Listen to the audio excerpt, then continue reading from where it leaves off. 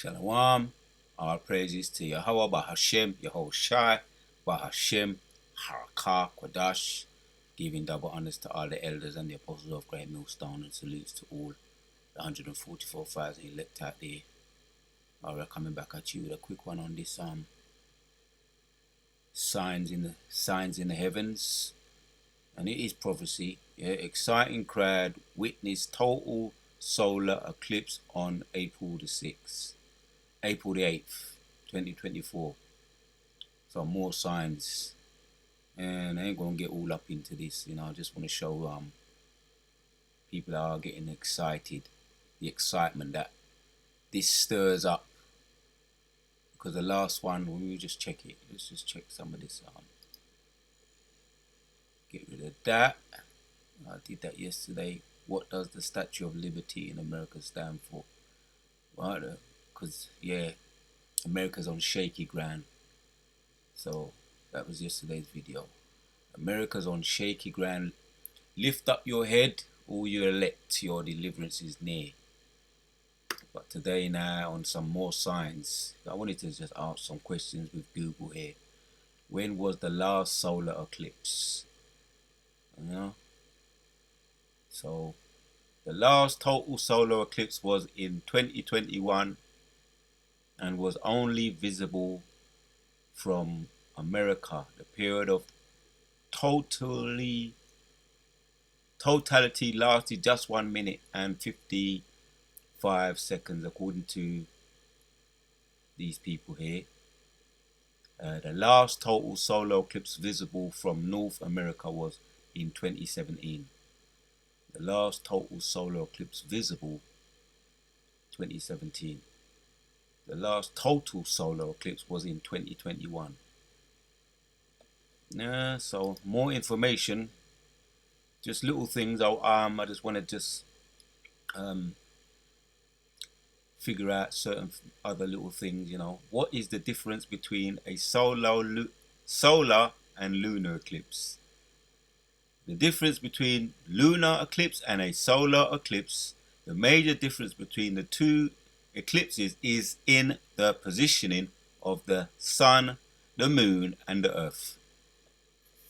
Probably most people know that, but I just want to tie up these loose ends. So it's about the two eclipses is in the positioning of the sun, the moon, and the earth, and in the longevity of the phenomenon. According to NASA, a lunar eclipse can last for a few hours, while a solar eclipse only a few minutes. Right? The solar eclipse happens at new moon, when the moon passes between the sun and the earth. A lunar eclipse happens at full moon, when the earth, sun, and moon lie in space, with earth between the sun and the moon. Right, so there's little informations there. If you didn't know, now you know. Right, because we're dealing with signs right now. Yeah, the April 5th, the earthquake, and as a sign, we went into that. It's all in the Gospels. It's also in Acts 17. It's also in Joel. Right, this is all signs that this is the presence of Yehoshai, what you Christians call him Jesus. His presence is here. All right, and yeah, let me just read this precept. Jeremiah chapters 10 and 2 says, "Thus saith the Lord, learn not the way of the heathen, and be not dismayed at the signs of heaven, for the heathens are dismayed at them." Right? All it is just another tick, according to the prophecies, another sign, right? And that's all it really is, a sign. Not to get into any kind of heathen worship, star, moon worship, because that's what they like to do. That's why it says, learn not the way of the heathens. Yeah, because the heathens are dismayed at the signs of heaven. Right? For the heathens are dismayed at them. The heathens are dismayed at them. So they're all up in awe. Some of them may even be frightened. Right? Because I did hear that a lot of the smile hat people with the big noses have left town. People that are into it heavy, So I ain't gonna get too much into this. It's just the aftermath. People giving their, oh, look at this, conditions, end time exposed. Right? People getting into all kinds of numerologies because they're saying it's April the 4th, right? The 4th of the 8th, and then you had the earthquake, the 4.8, more numbers, more numerology. So it's people that get into it heavy, and they really get into it. You understand? But we are not to be dismayed. That is the ways of the heathens. Everything that they take it and switch it up. Just hit a precept. See one of these precepts here in Ecclesiastes 39, and if we go from 24, it says, as his ways are plain unto the holy, as his ways are plain unto the holy, simply just another sign, not to get in an uproar, not to get into, you see what these people they do, they gather together and make it into a massive event. See that? You're gonna have to watch it, touch on the video. Make it into some kind of really like something to get into and worship. And the more you study these people, the more you see how ignorant, and some of them may have some certain information as far as getting into the left hand side, but it's really just let me read this. Carry on reading. As his ways are plain unto the holy, so are they stumbling blocks unto the wicked. Yeah, because they fall over literally to worship. You have the you also have the rainbow too. What did they do with the rainbow, right? Which is an act of the Most High's covenant with Yahshua Allah. He's never going to bring a flood again. An act of peace. What do they do with the rainbow? They take it, make their own flags. What's that guy? Travis something. Travis. As a matter of fact, let me just find something. Remind myself of something here. The founder of the rainbow. Who was the founder of the rainbow? As a matter of fact, let me just make it quick. Who was the founder of the rainbow? Oops. Let's get back again. Who was the founder of the rainbow? Founder of the rainbow flag. Who founded the rainbow flag? It's supposed to come up. That's his name there. Gilbert Baker. You get his face to come up. The pride flag was created in, see, something that they've taken it and they've put a spin on it, as we're looking at here. Right, created in 1978 by a happy person, yeah, designer and political activist Gilbert Baker. On the streets, at our parades, even on our clothing, the rainbow flag has become a worldwide symbol of the alphabet people pride. Yet few of us where did this flag come from? A few of us knew where this flag came from, didn't know. Well, it goes back into Genesis. Right, that's the real founder, the creator of the heaven and earth, man. You understand? So they took something, again, they've took something totally legitimate that was given to Yahshua Allah to acknowledge as a covenant that he made with his people after the Noah's deluge. That flag, they've taken something and corrupted it. It goes on to say here, I read 24 again of Ecclesiastes 39.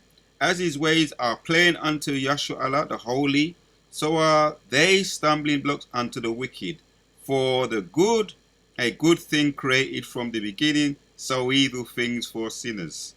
Yeah, I just made the example there of our flag, the rainbow, which is really the banner that the Most High gave us.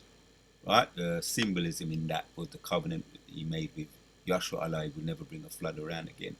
That's in Genesis. So they've taken that and they've corrupted it. We looked at that particular, what they call him, the founder. So this is just following on from that. with this eclipse here. They've taken it, they've become, all besotted at it. It's an event, all the children, they gather together to get the special glasses. You don't have to watch none of these videos, you know what we're saying. Right? Excited crowd witnessed total solar eclipse on April 8th, 2024. And the people get into the numbers and the numerologies as well. Reading on. For the good are good things created from the beginning, right? Because they're all good. Just signs. It goes like we mentioned yesterday in the Gospels. The earthquake is another sign. Luke chapters 21 and 28. Raise your head erect. Your deliverance is getting near. That's what we understand. We get it. And it's plain, as it says there, as his ways are plain unto the holy. Plain and simple. As his ways are plain unto the holy, so are they stumbling blocks unto the wicked. Because they take it and they use it on the left-hand side. Which is just them drawing themselves, and even of our own people that are in ignorance, drawing away more and further and getting further and further away from the true God, the true worship.